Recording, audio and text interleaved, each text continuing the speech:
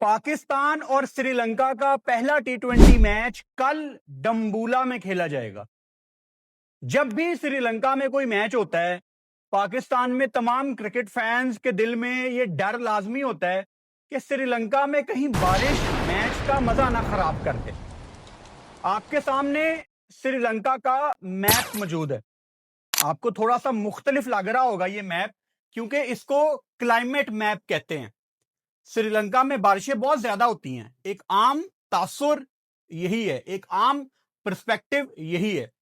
श्रीलंका में 3 किस्म के मौसम होते हैं। आपके सामने ये पिक्चर मौजूद है। ड्राई जोन, इंटरमीडिएट जोन और वेट जोन।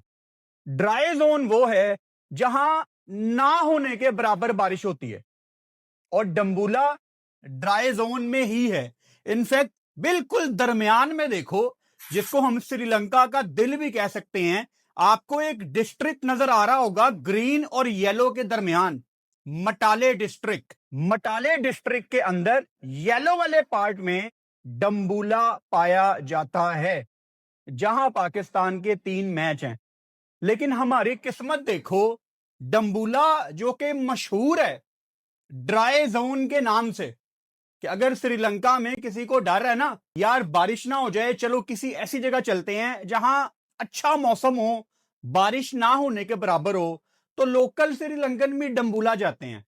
अगेन हमारी किस्मत देखो, इस हफ्ते डम्बूला में ठीक ठाक बारिश हो रही है। अनफॉर्चुनेटली बारिश हमारा मजा खराब कर सकती है। आपको एक अच्छी खबर भी दूंगा। हमारा जो पहला मैच है वो कल है, वेडनेसडे को। वेडनेसडे को इतनी ज्यादा बारिश शो नहीं हो रही, लेकिन मैं श्रीलंका गया हुआ हूं, so I can tell you with my experience कि कभी कभी ऐसा होता था कि 100% बारिश शो हो रही होती थी, थंडरस्टॉर्म शो हो रहा होता था, लेकिन बारिश नहीं होती थी। वो एक किसी कोने में बारिश हो रही होती थी। श्रीलंका एक जजीरा है, एक आइलैंड है, और जब भी आप किसी आइलैंड का वेदर देखते हैं और आपको शो हो रहा हो कि इस आइलैंड में बहुत ज्यादा बारिश है, तो वो शायद किसी एक दूसरे कोने पे हो रही हो, और जहां पे ग्राउंड है वहां पे ना हो रही हो। हम ये उम्मीद करते हैं कि जिस जगह में ये ग्राउंड है डम्बूला का, वहां पे थ्रू आउट दिस सीरीज बारिश ना हो। इन केस अगर बारिश हो भी जाती है किसी मैच में, तो आपको पता ही है कि श्रीलंका का ड्रेनेज सिस्टम पूरी दुनिया में मशहूर है, कि जितनी जल्दी श्रीलंका में ग्राउंड ड्राई होते हैं, वो सारी दुनिया को सीखना चाहिए कि ये कैसे करते हैं। एक तो ये पूरे ग्राउंड को कवर कर देते हैं, विच इज ग्रेट, पानी नीचे तक जाता ही नहीं है, और बाकी कमी पेशी इनके बेहतरीन ड्रेनेज के सिस्टम है।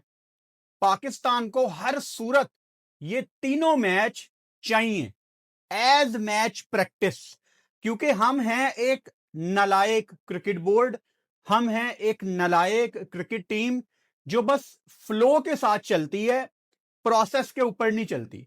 कल को हम कोई टूर्नामेंट हार जाते हैं तो सारे फैंस कहते हैं कि पाकिस्तान टूर्नामेंट क्यों हार गई, लेकिन हम इस प्रोसेस में वर्ल्ड कप से पहले ये जो दरमियान में एक ड्राई पीरियड होता है, इसमें छोटी छोटी चीजें करने वाली होती हैं जो हम नहीं करते।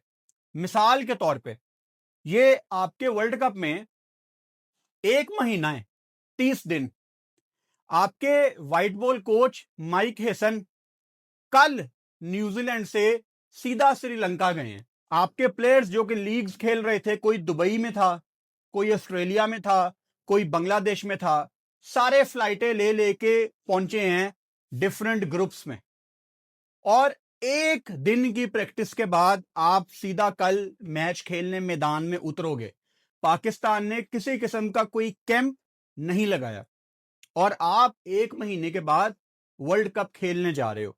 दुनिया की कोई क्रिकेट टीम कभी भी ऐसा नहीं करेगी। अगर कोई ऐसा नहीं करेगा ना, तो मतलब हम कुछ गलत कर रहे हैं, और हम कुछ नहीं, बहुत कुछ गलत कर रहे हैं।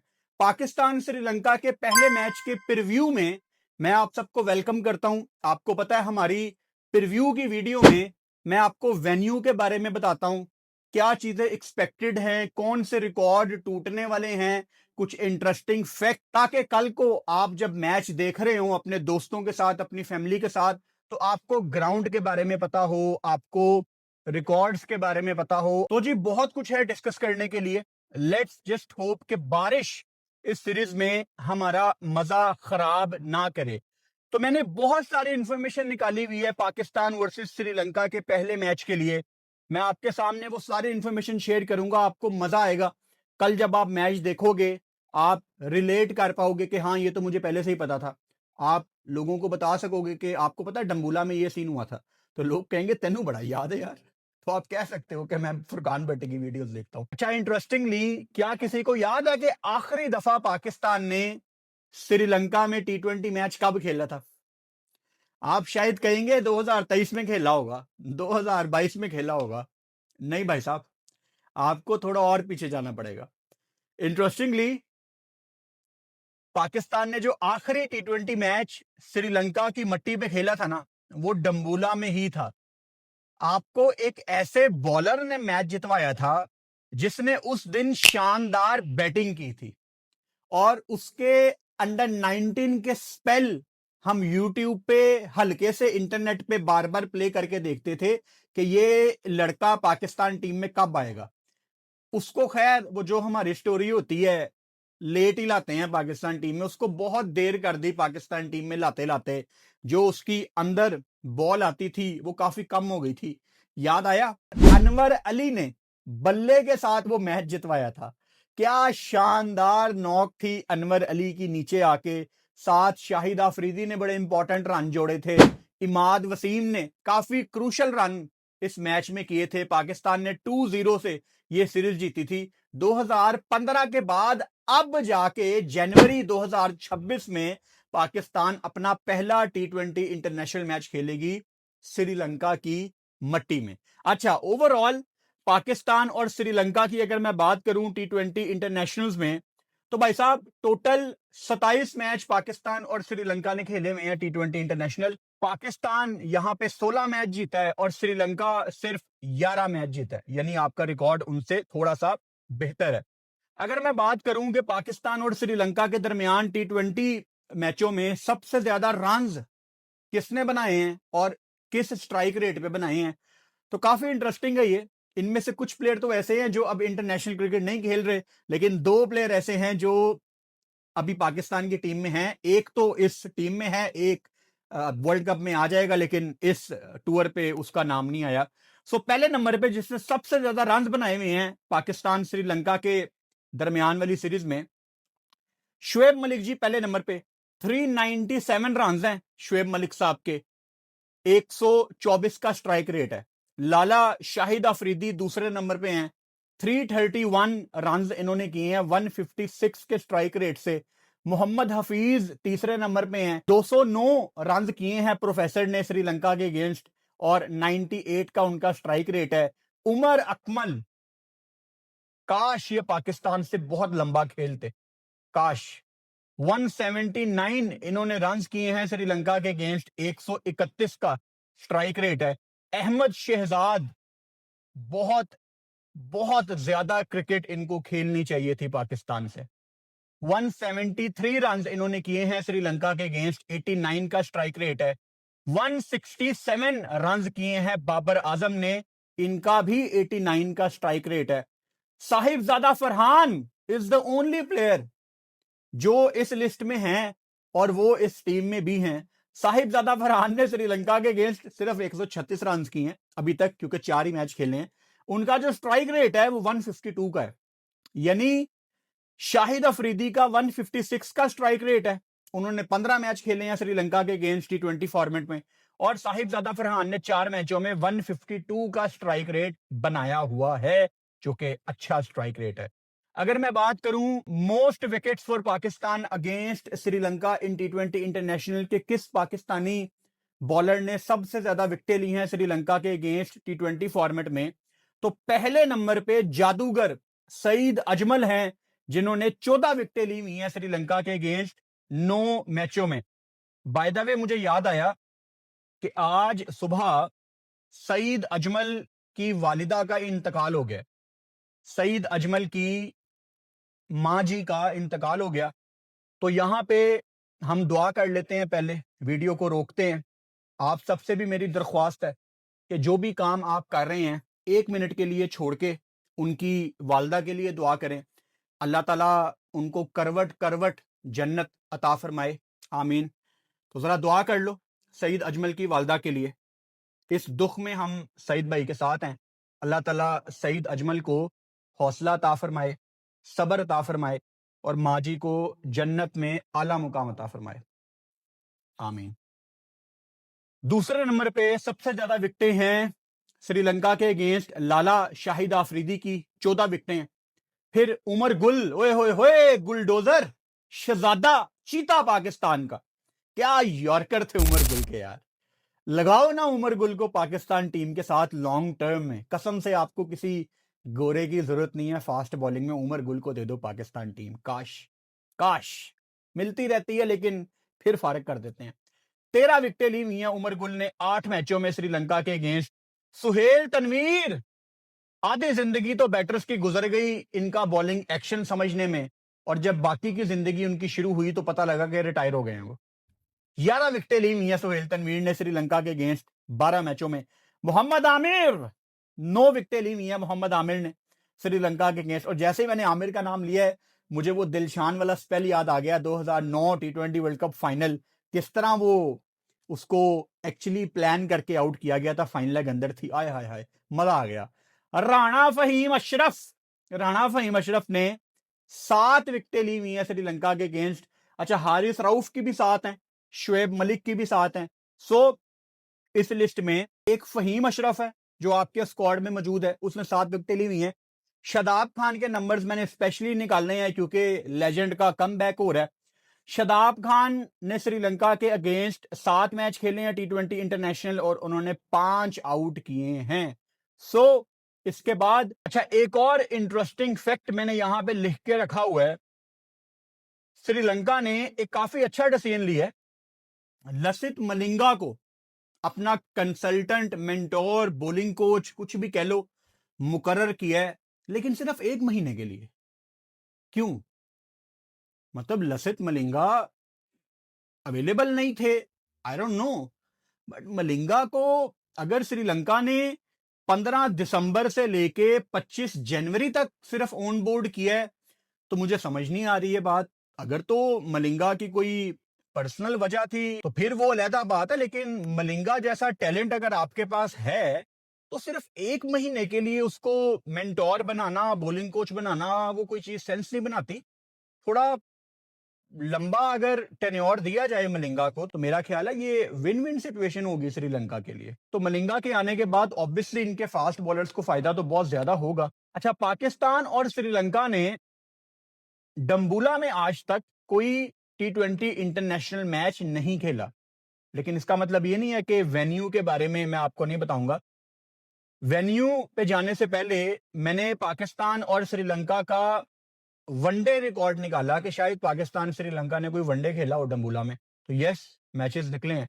पाकिस्तान और श्रीलंका ने डम्बुला में 13 वनडे मैच खेले हुए हैं, कम नहीं है ये। 13 वनडे मैचों में पाकिस्तान सिर्फ 4 जीता है और 9 मैच हारा है। तो वनडे में आपका रिकॉर्ड यहाँ पे डामाडोल ही है, बल्कि बुरा है, श्रीलंका यहाँ पे जीती हुई है। अच्छा, अगर मैं अब सीधा वेन्यू पे आ जाऊं तो भाई साहब डम्बुला में जो पहला T20 मैच खेला गया था वो ये 2024 में खेला गया था। सिर्फ 9 T20 मैच यहां पे ओवरऑल खेले गए आज तक डम्बुला में। 9 T20 इंटरनेशनल मैचों में जिन टीमों ने पहले बैटिंग की है वो 6 मैच जीते हैं, जिसका मतलब है चेज में सिर्फ 3 दफा टीमें यहां पे कामयाब हुई हैं। सो आगा जी, टॉस जीतना है और बैटिंग करनी है, अगर तो बारिश ने अलाउ कर दिया। अच्छा, मैं श्रीलंकन लीग में गया ना 2020 में, तो एक दिन मेरी बहुत ज्यादा तबीयत खराब थी, शायद मैंने पहले भी किसी वीडियो में ये वाकया आपको बताया हो। मेरा बिल्कुल दिल नहीं कर रहा था स्टेडियम जाने का। ये कोविड के दिन थे, हम श्रीलंका गए हैं तो क्वारंटीन किया था 7-8 दिन के लिए, रोज वो टेस्ट होता था। फ्लू, मुझे जिंदगी में पहली दफा पता लगा कि यार फ्लू भी कोई चीज होती है। नाक बंद होता था, वो टेस्ट करते थे, फिर नाक खुल जाता था, बहुत ही तबीयत आवाजार थी। तो हम्बन टूटा में मैचेस थे और वेदर बता रहा है कि बहुत ज्यादा बारिश होनी है। मैं खुश हो गया, मैं कहा यार अच्छी बात है। लेकिन एक प्रोटोकॉल होता है, टीमें जाती हैं ग्राउंड में। मैं था गॉल ग्लैडिएटर्स के साथ, इसमें शाहिद अफरीदी भी थे। तो हम ग्राउंड गए। अब वहां जब मैंने बारिश देखी ना, मैंने कहा यहां तो कभी जिंदगी में मैच नहीं हो सकता। मतलब मेरा पहला इंप्रेशन ये था। अब हम बैठे हुए हैं आराम से, इंतजार कर रहे हैं। ऑब्वियसली प्लेयर्स भी ग्राउंड में नहीं जा सकते। ऐसी बारिश थी कि बस पकोड़े चाहिए थे मुझे वहां पे और एक कप चाय, तो मजा आ जाता। वो लगता था देख के कि ये जिंदगी में कभी बारिश नहीं रुकनी और ये यहां मैच ही नहीं हो सकता, जितना पानी खड़ा हुआ था। हालांकि उन्होंने वो पूरा कवर किया हुआ था ग्राउंड, और उन कवर्स के ऊपर भी गोडे गोडे पानी भाई साहब। अच्छा, बारिश रुकी है, 25 से 30 मिनट के अंदर ऐसा माहौल बना दिया गया वहां पे ग्राउंड स्टाफ की तरफ से जैसे यहां कभी जिंदगी में बारिश नहीं हुई। अब मुझे एग्जैक्ट नहीं याद, लेकिन वो क्योंकि काफी टाइम गुजर गया था, तो शायद 9 या 10 ओवर्स का मैच हुआ था, छोटा मैच हुआ था। उन्होंने मैच करवा दिया 1 घंटे के अंदर, अगलों ने मैच करवा दिया। तो उस दिन मुझे पता लगा कि जो हम टीवी पे देखते हैं ना कि श्रीलंका में बारिश रुके मैच फौरन हो जाता है। आई वाज सरप्राइज्ड कि यार इनकी स्पीड चेक करो, इन्होंने कितनी जल्दी ग्राउंड रेडी कर दी है। इनके ड्रेनेज सिस्टम भी बहुत अच्छे हैं। इनका ग्राउंड स्टाफ प्रॉपर ट्रेंड है बारिश को टैकल करने के लिए। ये रखे इसलिए जाते हैं कि बारिश होनी है, उसके बाद तुम लोगों ने ग्राउंड रेडी करना है। तो भाई साहब ये अच्छी खबर भी है कि अगर तो पहले मैच में मुझे लग रहा है कि हमें बारिश इतना ज्यादा तंग नहीं करेगी, दूसरे तीसरे मैच में ऑन एंड ऑफ बारिश है, लेकिन जजीरा है, यहां पे हो सकता है कि 3 मैचों में बारिश हो रही है तो बिल्कुल भी बारिश ना हो। अच्छा, हम जब अभी बांग्लादेश गए थे, जब हम अभी हार के आए हैं, उस सीरीज में भी आपको याद होगा कि बारिश बारिश बारिश बारिश बारिश, फोरकास्ट में कितनी ज्यादा बारिश थी, लेकिन हमें बारिश ने इतना ज्यादा तंग नहीं किया था। वो पाकिस्तान का मैच खत्म होता था, उसके बाद बारिश होती थी या सुबह होती थी, दरमियान में बारिश नहीं होती थी। तो होप सो कि भाई हम अगर महीने के बाद क्रिकेट खेलने जा ही रहे हैं तो हमें बारिश इतनी ज्यादा तंग ना करे। अगर हो भी गई बारिश तो इतनी प्रॉब्लम नहीं होगी। अगर बारिश रुकती है इंशाल्लाह तो फिर हमें आधा पौना घंटा चाहिए and we will be ready. And by the way, ये तीनों T20 मैच पाकिस्तान टाइम के मुताबिक शाम को 6:30 बजे हैं, रात को 6:30 बजे। और इसका मतलब है कि मैं 5:30 पे लाइव आऊंगा। सो हम तीनों मैचों में लाइव हैं। आपको पता है अब हम लाइव स्ट्रीम करते हैं, ये सिलसिला इंशाल्लाह T20 वर्ल्ड कप तक जाना है।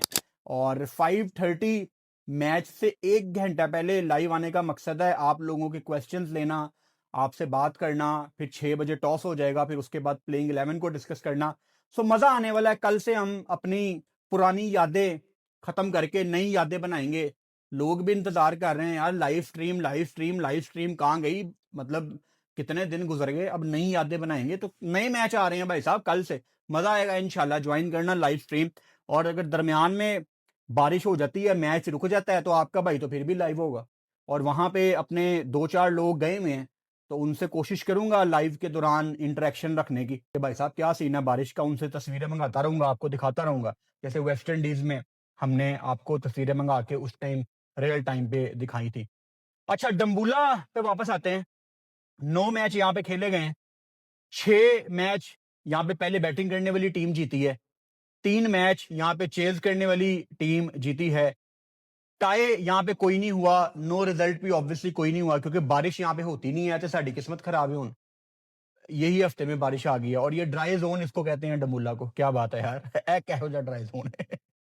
अच्छा, अगर हम हाईएस्ट इंडिविजुअल इनिंग्स की बात करें, यानी किस बैटर ने डम्बूला में सबसे ज्यादा रन बनाए हुए हैं, तो वो बांग्लादेश के कैप्टन लिटन दास हैं। Bye the way, Mustafiz, Bangladesh, India, इस टॉपिक के ऊपर मैंने कल वीडियो की थी। तो इस वीडियो के बाद सोने से पहले हमारी कल वाली वीडियो लाजमी देखना, आपके सारे डाउट्स क्लियर हो जाएंगे। तो लिटन दास ने इस ग्राउंड में ये 2025 में 76 रन की नॉक खेली हुई है। उसके बाद अगर हम हाईएस्ट टीम इनिंग्स की बात करें कि किस टीम ने डम्बूला में सबसे ज्यादा रन बनाए हुए हैं T20 इंटरनेशनल में, तो भाई साहब अफगानिस्तान। अफगानिस्तान ने T20 इंटरनेशनल में श्रीलंका के अगेंस्ट डम्बूला के मैदान में 209 रन बनाए थे और उनके 5 आउट थे। अगर हम लोएस्ट टीम इनिंग्स की बात करें कि सबसे कम टोटल पे कौन सी टीम डम्बूला में आउट हुई है, तो वो है वेस्ट इंडीज। वेस्ट इंडीज 2024 में इस मैदान में 89 पे आउट हुई है। शुक्र है इस रिकॉर्ड में कहीं पे वेस्ट इंडीज है, वरना लोएस्ट टोटल की बात आ जाए ना तो यहां आपको न्यूजीलैंड नजर आती है या आपको इंग्लैंड नजर आती है। वो मैं हमेशा आपको बताता हूं ना कि न्यूजीलैंड और इंग्लैंड ने साल में 2-3 मैच खेलने होते हैं जब ये 100 से पहले आउट होते हैं, कभी देखना, ये हमेशा बात सही साबित होती है। अच्छा, उसके बाद हाईएस्ट चेज की अगर हम बात करें, अब ठीक है डंबूला में अफगानिस्तान ने 209 रन लगाए हुए हैं, लेकिन क्या इस ग्राउंड में चेज हो जाता है? क्या ये ग्राउंड आपको अलाउ करता है? तो भाई साहब, जहां वेस्ट इंडीज यहां 89 पे आउट हुई है, जहां वेस्ट इंडीज का टोटल यहां पे लोएस्ट है 89, तो वेस्ट इंडीज का ही यहां पे हाईएस्ट चेज भी है। लो कर लो गल, धोखा दे दिया वेस्ट इंडीज ने, इतनी जल्दी बदल गए। 89 पे अगले ऑल आउट हुए हैं, तो फिर भाई साहब उन्होंने 180 यहां पे चेज भी किया हुआ है। तो मतलब ये ग्राउंड आपको अलाउ करता है। और एवरेज रन्स पर विकेट अगर आप देखो कि कितने रन्स के बाद ऑन एवरेज यहां पे पहली विकेट गिरती है, तो वो 20 रन्स हैं। आमतौर पे जब भी मैं प्रीव्यू करता हूं T20 में, क्योंकि विकेटें सीधी बनती हैं, रन्स आपको देखने को मिलते हैं, तो एवरेज रन्स पर ओवर मुझे आमतौर पे नजर आता है T20 में 30, 31, 32। तो 20 एक डिसेंट एवरेज रन्स पर विकेट है। मतलब नया बॉल श्रीलंका में हरकत करता है अच्छा खासा। अभी हम पाकिस्तान और श्रीलंका के स्क्वाड को भी एक दफा रिवाइज करेंगे, और आप श्रीलंका के तमाम लड़कों को जानते हैं क्योंकि सारे बड़े लड़के हैं। अभी उस पर आते हैं हम। अच्छा, एवरेज रन पर ओवर के तकरीबन यहां पे एक ओवर में कितने रन बनते हैं, तो वो 8 रन हैं। अच्छा, अगर इन 9 मैचों की एवरेज स्कोर बैटिंग फर्स्ट हम निकालें कि बैटिंग फर्स्ट यहां पे एक एवरेज स्कोर क्या है, तो वो 9 मैचों के सैंपल साइज के हिसाब से 123, 125, 126 है। लेकिन आपने इस पे जाना नहीं है। ये देखने में मासूम लग रहा है ग्राउंड, लेकिन ये है नहीं। इस ग्राउंड में अगर आपको तीनों मैच मिल गए, बारिश अगर दरमियान में डिस्टर्ब नहीं करेगी, तो भाई साहब यहां पे 170, 180 वाली विकेटें हैं। और मैं बार बार मेंशन करता हूं, 170, 180 वाली T20 की विकेटें बड़ी पसंद है। एक तो है ना वो T20 आजकल जो चलती है, पाकिस्तान में भी ऐसी विकेटें बनती हैं टाइम्स के 220, 230 हो गया और वो चेज भी हो रहा है, वो कभी कभी ठीक लगता है। लेकिन अगर आप मेरे से पूछें कि मुझे किस तरह की T20 की विकेटें पसंद हैं, 170, 80 हो जाए और दूसरी टीम को पूरा जोर लगाना पड़े 170, 80 चेस करने के लिए, मजा आता है। प्रॉपर कांटेदार मुकाबला, तो मजा आएगा देखने का अगर बारिश ने हमें डिस्टर्ब ना किया। अच्छा, आपके सामने श्रीलंका का पहले मैं स्क्वाड डिस्प्ले कर देता हूं, फिर पाकिस्तान की तरफ आते हैं। ट्राई नेशन सीरीज के तकरीबन सारे लड़के मुझे नजर आ रहे हैं। हमने ट्राई नेशन सीरीज के हर मैच पे लाइव किया था, वीडियो की थी, आपने भी वो सारी वीडियोस देखी थी, आपने भी वो लाइव सेशन देखे थे। तो ये जितने भी लड़के हैं श्रीलंका के, मेरा नहीं ख्याल कि इनमें से कोई ऐसा लड़का होगा जिसका आपने मेरे मुंह से पहले नाम ना सुना हो। तो भाई साहब, श्रीलंका का जो स्क्वाड है पाकिस्तान के अगेंस्ट, तकरीबन ये वर्ल्ड कप वाला स्क्वाड है सारा। दासुन शानका इनके कप्तान होंगे, पथुम निसांका जिन्होंने जाते जाते पाकिस्तान से अपनी फॉर्म हासिल कर ली थी, अदरवाइज ये कोई बड़े रन नहीं कर पाए थे जब आपकी स्पेशली वनडे सीरीज शुरू हुई थी। तो पथुम निसांका श्रीलंका में खेल रहा है, तो मेरा ख्याल है कि ये अटैकिंग स्टार्ट ही लेगा। बस पाकिस्तान में इसके दिन बुरे चल रहे थे, otherwise he is a good player. अच्छा, कमिल मिशारा ਇਹ ਉਹੀ ਹੈ जिन्हें साढ़े खिलाफ डेब्यू किया ਸੀ। क्या कमाल टैलेंटेड बैटर मिला है श्रीलंका को, खब्बा कमिल मिशारा, और बहुत मजा आता है इनकी बैटिंग देखने का। कुसाल मेंडस, कौन इनसे वाकिफ नहीं है, श्रीलंका के एक्सपीरियंस प्लेयर हैं, कप्तानी भी कर चुके हैं। इनके साथ आपको कुसाल परेरा भी नजर आ रहे हैं, ये तो वो 2015 वाले मैच में भी थे। कुसाल मेंडस, कुसाल परेरा इनकी बैकबोन है श्रीलंकन टीम की। हालांकि ऊपर दासुन शानका को भी आप देखो, वो भी जितने लंबे लंबे छक्के लगाने का स्किल रखता है, पूरी बैटिंग है इनके पास। बस ये एक ही ग्राउंड में यहां पिंडी में खेल खेल के ना एक मोनोटनेस आ गई थी। मैंने तो पहले भी जिक्र किया था कि ना मुझे सीरीज देखने का मजा आया, आपको भी नहीं आया होगा, ग्राउंड में भी कोई नहीं जा रहा था। एक ग्राउंड में इतने मैच आप करवाओगे ना, और विकेटें भी नहीं रेडी की गई थी इतने ज्यादा मैचों के लिए, ये तो बाद में मजबूरी बन गई, आपने इतने ज्यादा मैच करा दिए। मतलब बहुत ही बोरिंग सीरीज थी पाकिस्तान जिम्बाब्वे श्रीलंका की ट्राई नेशन सीरीज। कसम से पाकिस्तान का मैच ना होता, मैं वो मैच देखता भी ना। बहुत ही बोरिंग सीन था वो, बहुत ही। और सबसे बड़ी वजह, एक ग्राउंड में मेरे से इतने ज्यादा मैच नहीं देखे जाते यार, सीधी सी बात है। अच्छा, धनंजय डिसिल्वा ब्रिलियंट क्रिकेटर, शरित असलंका चरित असलंका जो कि ठीक ठाक अब बॉलिंग करना भी प्रेफर करते हैं, बैटिंग तो अच्छी करते ही करते हैं। श्रीलंका की कप्तानी भी ऑब्वियसली इनके पास थी, फिर इनसे छीन ली गई, ले ली गई। जनित लियानगे, मेरा ग्लेन मैग्रा, ये वही है। मतलब ये, अच्छा, हुसैन तलत यहां पे मुझे याद आ रहे हैं, पता नहीं क्यों। हुसैन तलत की स्ट्रेंथ है उनकी बैटिंग और बॉलिंग उनकी। अबू धाबी जैसी कंडीशंस में जहां बॉल फंस के आ रहा है, वहां हुसैन तलत साल में एक आधी दफा कभी अच्छी बॉलिंग करेगा।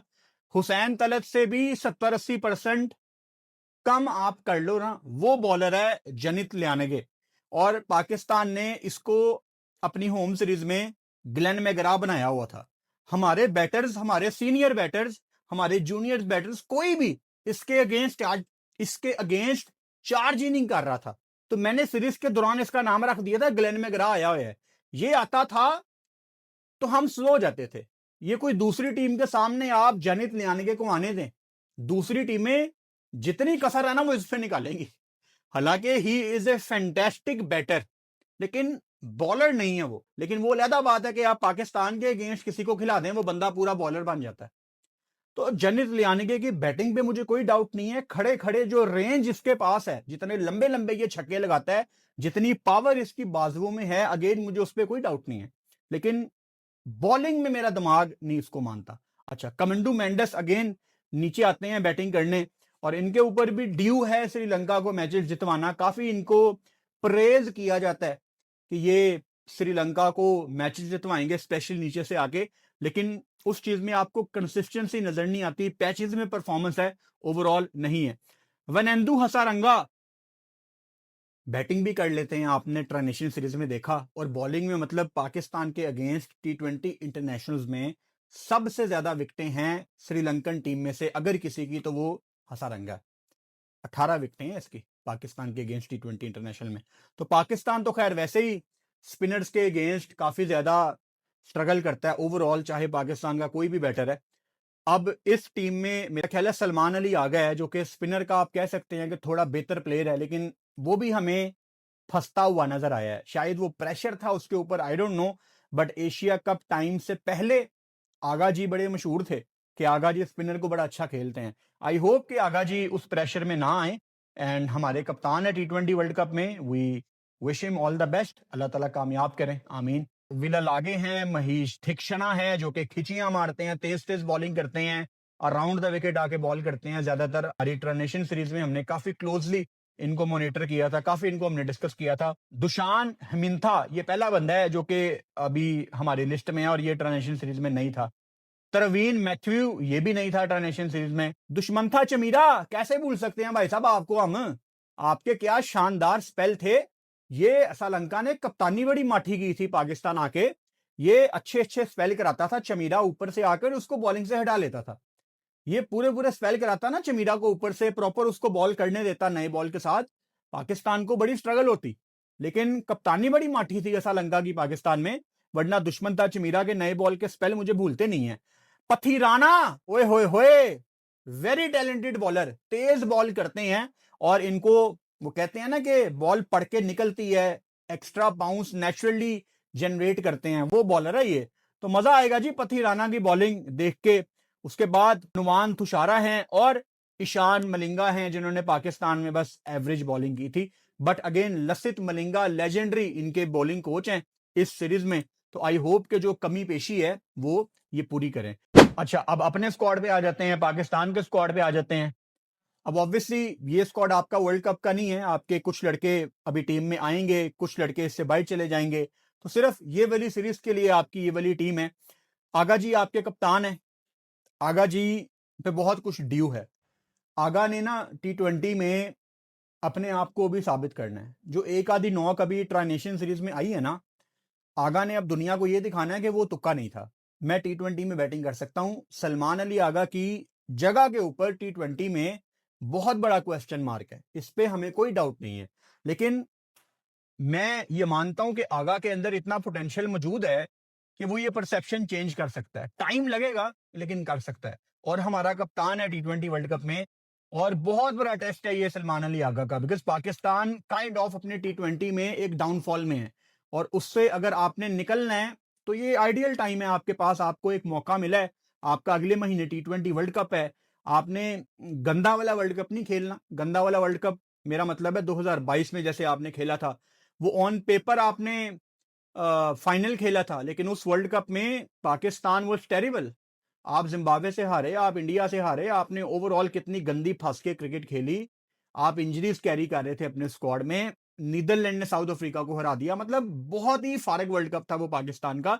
डोमिनेट करके पाकिस्तान खेले। मिसाल के तौर पे 2021 में पाकिस्तान ने कितना अच्छा वर्ल्ड कप खेला था, तो सब खुश थे कहीं ना कहीं। ठीक है, सेमीफाइनल हारने का हमें दुख था, लेकिन हमें पता था कि यार हम जान मार के आए हैं, हमारे लड़के वहां पे फाइट करके आए हैं। तो वो चीज इस वर्ल्ड कप में हमें चाहिए। और मैंने पहले भी काफी बात की है कि पाकिस्तान की बहुत बड़ी जीत होगी अगर पाकिस्तान इस वर्ल्ड कप के सेमीफाइनल में चला गया, और जा सकता है, कोई मुश्किल नहीं है। आपके जो ग्रुप स्टेज के मैच हैं वो सबसे आसान है। अगर आप बाकी ग्रुप्स को देखो, आपका सिर्फ इंडिया वाला मैच है, तो इंशाल्लाह पाकिस्तान जीतेगा इस दफा। आपने बाकी नीदरलैंड को पकड़ना है, नबीबिया, यूएसए हल्की टीम है। फिर आप सुपर 8 में आ जाओ। सुपर 8 में आपका एक मैच इंग्लैंड के साथ है, एक न्यूजीलैंड के साथ है, एक श्रीलंका के साथ है, जो कि काफी टफ मैच हो सकता है क्योंकि श्रीलंका अपने घर में खेल रहा है।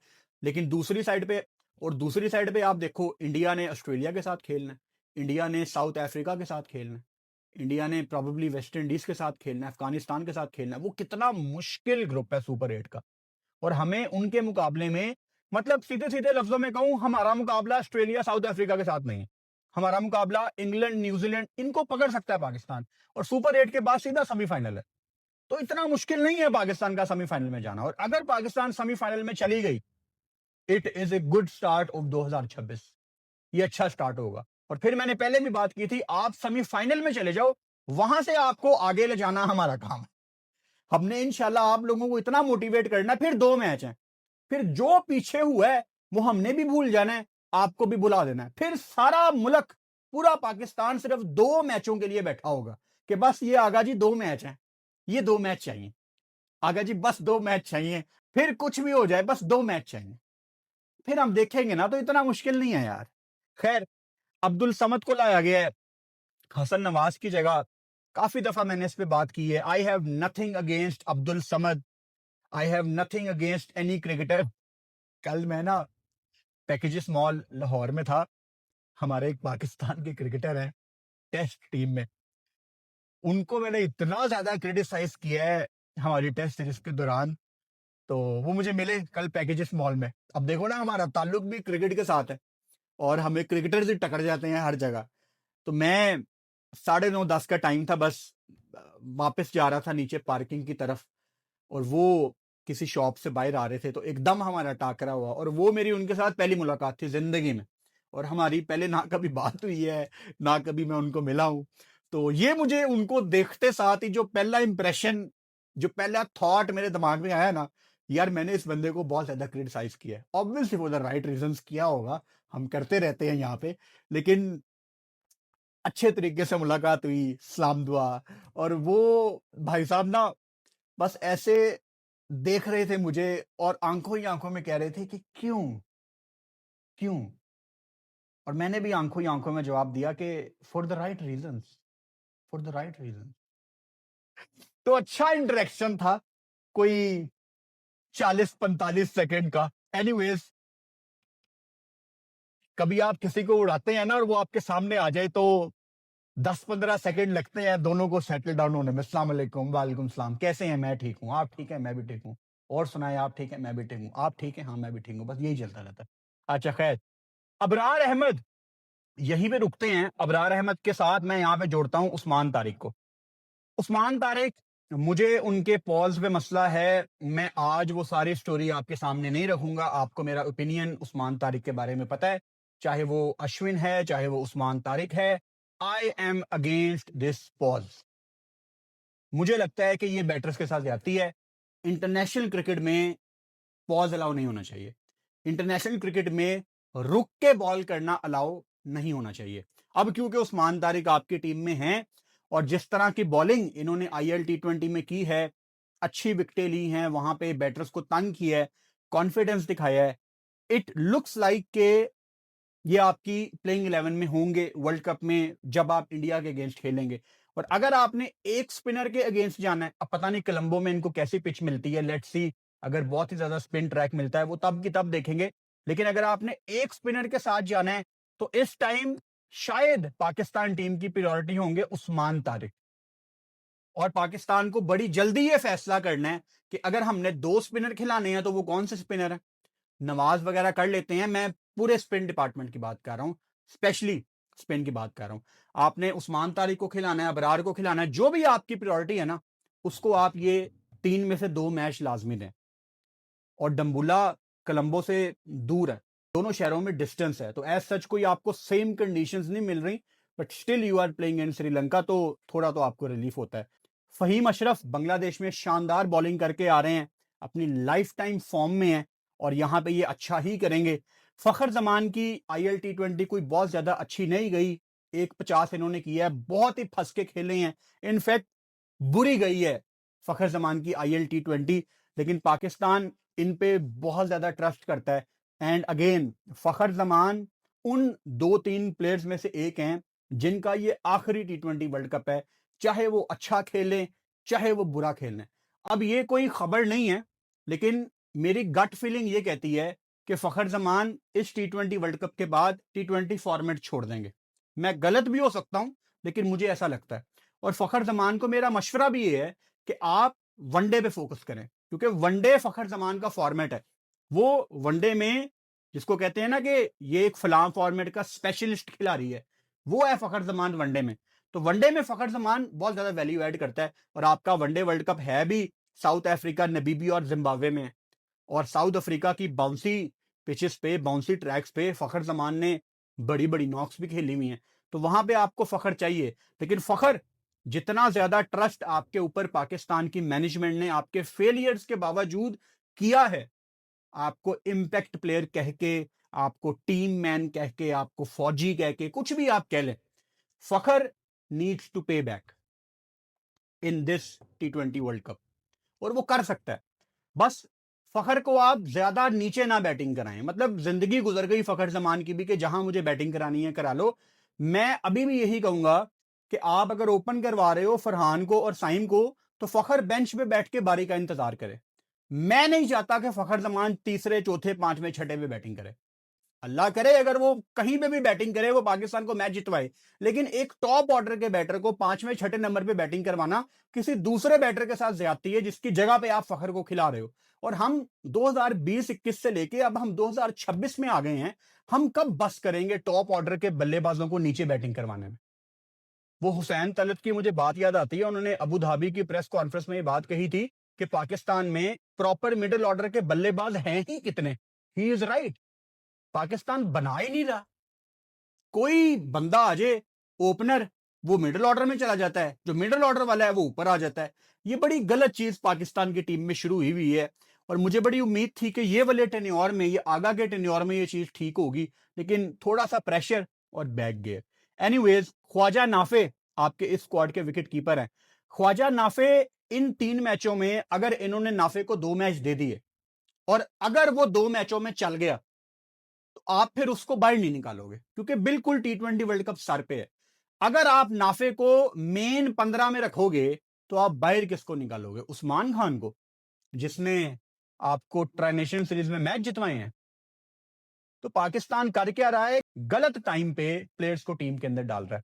ख्वाजा नाफे का मैं भी बहुत ज्यादा नाम लेता हूं, लेकिन T20 वर्ल्ड कप के बाद आपके पास इतना ज्यादा टाइम था, तो आप 1 महीना पहले जब किसी ऐसे प्लेयर को ले आते हो ना, जो ना सेंट्रल कॉन्ट्रैक्ट का हिस्सा है, ना हमने कभी कप्तान कोच के मुंह से उसका नाम सुना, फिर मतलब मैं कैसे यकीन करूं आगा जी के ऊपर, माइक हेसन के ऊपर? ये हर सीरीज के आखिर में यही कहते थे कि हमें हमारी वर्ल्ड कप की 15 पता है। तो नाफे तो आपकी 15 में नहीं था महीना पहले, वो कैसे आ गया? तो आज भी हम टेस्ट ही कर रहे हैं, सीधी सी बात है। मोहम्मद नवाज, क्या कहूं मैं मोहम्मद नवाज के लिए? मैं सिर्फ ये दुआ करता हूं कि जो पीक मोहम्मद नवाज ने पकड़ी हुई है, जो फॉर्म मोहम्मद नवाज की चल रही है, अल्लाह करे वो वर्ल्ड कप के दौरान चलती रहे। आप वर्ल्ड कप में बहुत अच्छा परफॉर्म करेंगे एज ए यूनिट, अगर नवाज क्लिक करता रहा। अल्लाह करे वर्ल्ड कप में नवाज एक आधा कोई ऐसा मैच खेल जाए कि ये ऊपर से अकेला ही 4-5 आउट कर दे। आमीन आमीन। इंडिया वाला ही मैच हो जाए यार। एक आधा नवाज ऐसा मैच खेल दे, कसम से मजा आ जाए। एंड आई होप कि जब वो वाला मैच नवाज खेले ना, कि ऊपर से आके नवाज ने 4-5 आउट किए हैं, वो नबीबिया यूएसए नीदरलैंड वाला मैच ना हो, वो या तो इंडिया के अगेंस्ट हो, या वो सुपर 8 में श्रीलंका, न्यूजीलैंड या इंग्लैंड के अगेंस्ट हो। किसी बड़ी टीम के अगेंस्ट नवाज ऊपर से 3-4 आउट करे, मैं कहता हूं मजा आ जाए यार। तो नवाज ने इंशाल्लाह इंशाल्लाह अच्छा वर्ल्ड कप खेलना है।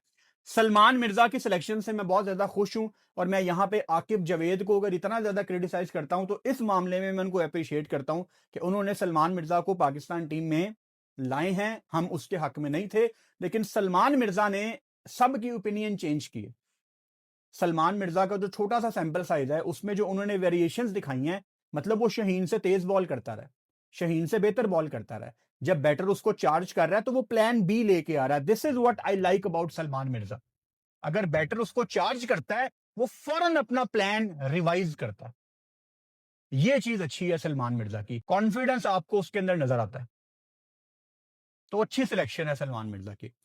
वसीम जूनियर, शुक्र है अब हमारी टीम का परमानेंट मेंबर है, और आपके इन 15 लड़कों में से सबसे ज्यादा तेज बॉलर है वसीम जूनियर, 148 149। और जितने मैचेस ये रेगुलर खेलेंगे, ये बेहतर से बेहतर होते जाएंगे इंशाल्लाह। नसीम शाह, आईएल टी20 के फाइनल में आप सब ने देखा कि नसीम शाह ने बहुत शानदार बॉलिंग की है। लेकिन नसीम शाह को अगर मैंने माजी में इतना ज्यादा क्रिटिसाइज किया है, तो वो लॉजिक के ऊपर किया है, वो सैंपल साइज के ऊपर किया है, वो फैक्ट्स के साथ किया है।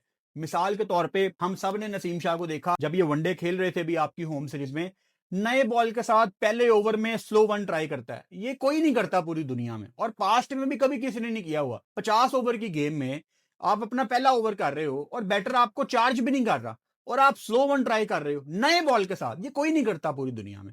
तो नसीम शाह का पेस भी नीचे गिरा हुआ था।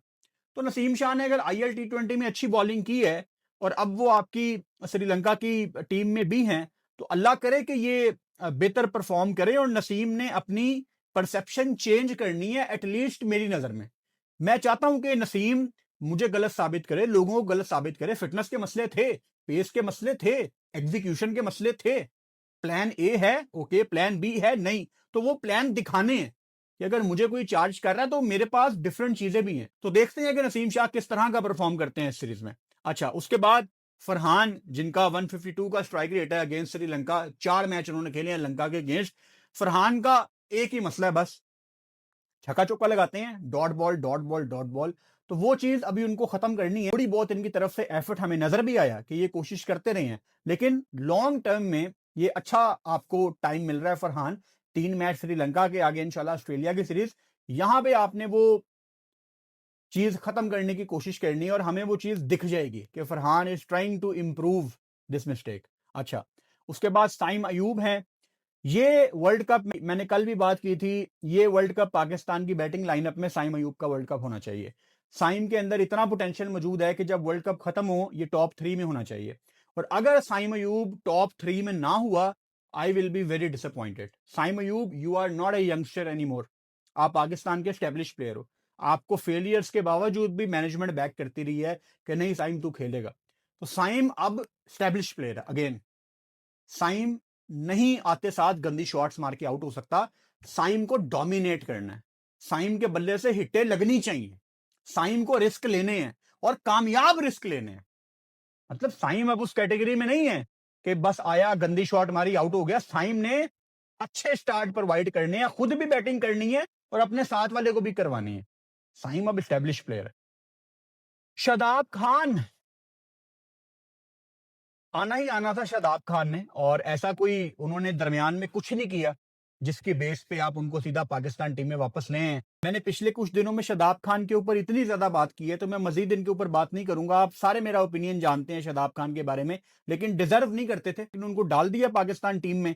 और बस एक बात याद रखना, वर्ल्ड कप के दौरान ये बात मैं बहुत ज्यादा किया करूंगा, और आप मानेंगे, शादाब खान अगर प्लेइंग 11 में होंगे, क्योंकि लग रहा है कि वो होंगे, फहीम अशरफ का रोल कम होगा, और फहीम अशरफ आहिस्ता आहिस्ता प्लेइंग 11 से बाहर जाना शुरू हो जाएंगे। और आपके पिछले 1 साल में जिन 2-3 प्लेयर्स ने थोड़ी वैल्यू ऐड की है पाकिस्तान टीम में, एक नवाज होगा, एक फहीम होगा। शदाब के आने की वजह से फहीम आहिस्ता आहिस्ता पाकिस्तान टीम से बाहर जाएगा। आप भी यहीं पे हैं, मैं भी यहीं पे हूं।